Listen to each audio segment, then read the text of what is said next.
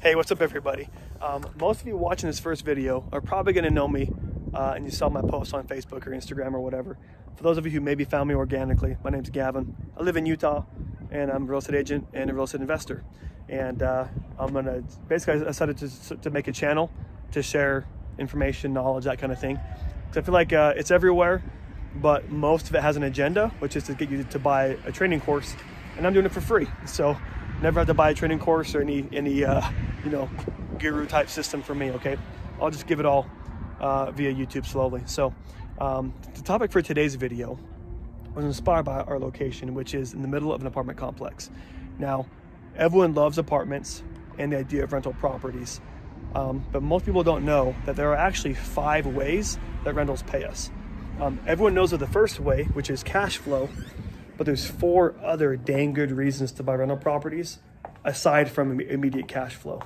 So I'll discuss those today. Now, I'm at the office, not like really like a setup to do like editing with or like video stuff. Most of the walls have like stuff on them. The only clear backdrop I have is right here in this cubicle. So not cubicle, but little office space. So I'm not here to impress you with my video editing skills or cinematography.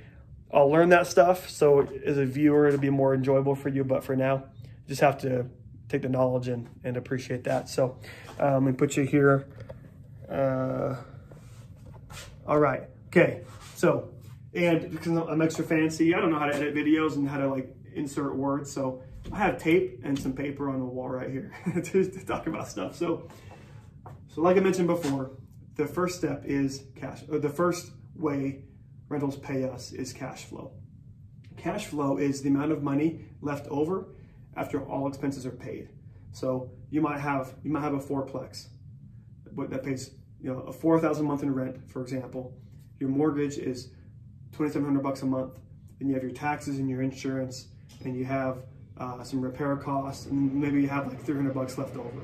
Okay, when the month is over. Okay, that's your cash flow. It's whatever you get to actually get into your pocket. Okay. Now, cash flow in some markets it's better than others. A lot of it depends upon. Well, that'll be a different video. I don't want to get into weeds too much. So stay tuned. I'll make that video soon about how to kind of pick and choose areas and markets and stuff like that, and the benefits of them. So, and also some of the cons too. So anyway, so that's cash flow. Way number 1 they pay you. Okay. The second way they pay you is my favorite, actually, which is depreciation.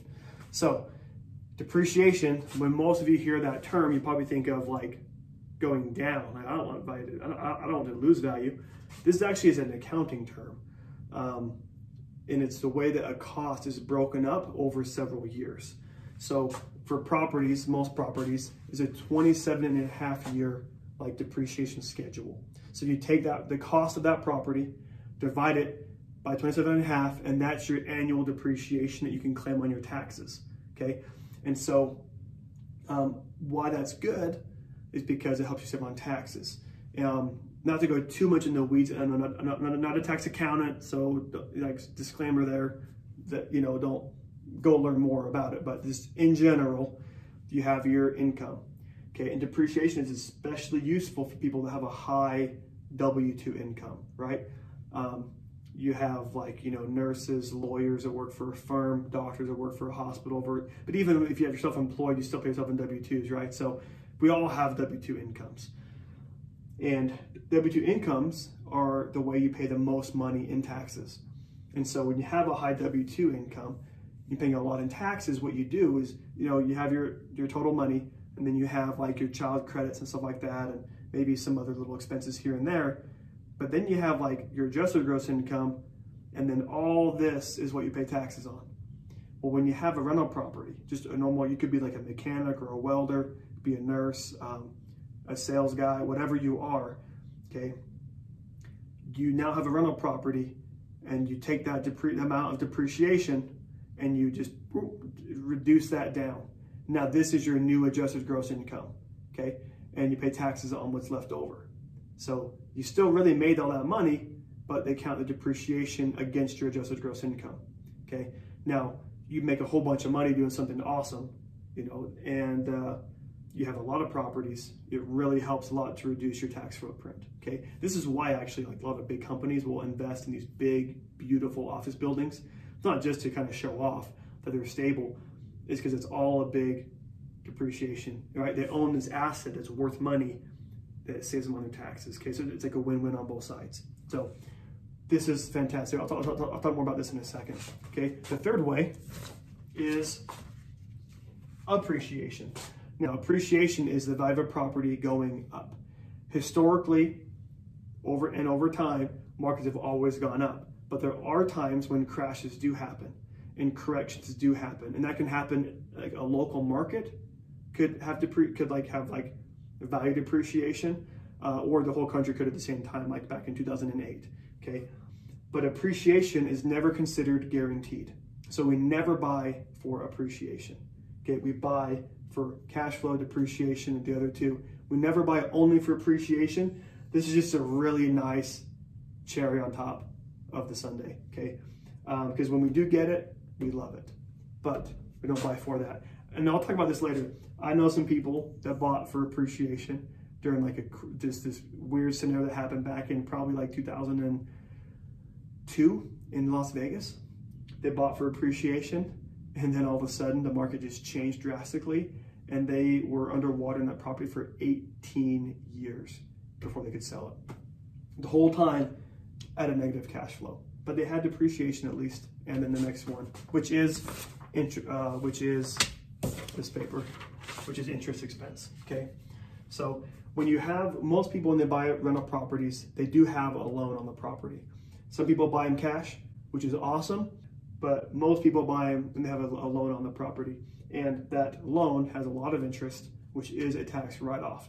Now, it sucks paying interest, right, to the banks, but at least if you're going to have a loan, you can write it off and again lower your AGI. Because at least in this case, the interest is going, the money is going to buying a property, not just to the government, who generally doesn't always use it for the wisest purposes. So anyways, the last thing, and that's not just, I love government, right? Not just some government. I'm just saying that usually you know how to use your money better than the government would specifically, right? I'm always a fan of people having their money in their pockets as much as possible to invest versus giving it away. So we want to keep your money in your pocket as best we can. So this is another write-off. That's good. Now the fourth thing is equity growth. As you pay down a property, okay, well, not as you pay it down, as your tenants pay your property down, that mortgage balance is going to shrink over time while the appreciation is happening. So that equity in the property widens. Initially, your equity is whatever your down payment was. You're buying a fourplex with 200 grand down, you have about $200,000 of equity in that property. And then it appreciates and it gets paid down, and soon you have more. People use this a lot to kind of help leapfrog. Not everyone can have 200 grand to go buy a fourplex right now. They might buy like a townhome, okay, or a small single family home. But over time, the rents are increasing, right? Values are climbing, the loans getting paid down. And now all of a sudden you might have a good chunk that you could then, you sell your townhome that has all the equity in it, and you trade that equity for the fourplex that has 4 doors that are paying you, and you know, has a larger depreciation chunk to help save in taxes and all of those other good things, okay? So people use equity growth a lot to kind of leapfrog, okay? And it's nice because it's kind of like free money, because your tenants are paying that mortgage down and they're giving you, they're increasing that equity for you. So along with the market. So anyways, these are the 5 ways that rental properties pay us. Some people buy them with very little cash flow because it's a good property, and over time, rents are always climbing. And so the cash flow will come over time, but they want the depreciation right now, and they want the interest expense right now. And they see the potential in the future for the equity growth and the appreciation, and the cash flow might come later. Some people, they need the cash flow now. So every property has to be approached individually for whatever your situation is. So all unfanciness aside, if you found this video useful, I would appreciate it if you did like and subscribe to my channel. Like I said before, well, I think I said it before, and maybe been in one of my like 5 takes I took before this. But I'll be making a video every week on some topic of real estate, geared towards like all levels, first-time home buyer, due diligence checklist, stuff like that, how to spot problems that might be hidden. I'll also talk about on the investing side of things. I'll get into like rental management and those kinds of things. I'll talk about fix and flips and wholesales, and I will share a lot of case studies. So I know a lot of people in those communities that have had huge wins, also like tremendous losses, which I think you can learn even more from. No one cares how much money you made on a property. Everyone knows that it can be a lot of money. What I find the most useful is, okay, why did you lose money? What did you overlook? What went wrong to where you lost money on these properties? So my plan is like, I'll get interviews going with people that I know who have lost money, and because you can learn so much from it. So this channel isn't meant to impress anybody. I'm not going to be like selling any courses later, like a bunch of people try to do. It's legit just to give people knowledge, because I think it's good to have knowledge. And knowledge honestly protects you, because there's a lot of good agents out there, but also a lot of agents that aren't that good. And so for just normal people to understand real estate all the way is really important. So you can kind of like make good decisions and never lose money. So that's my goal. Anyways, have a good day, guys, and I will talk to you next time.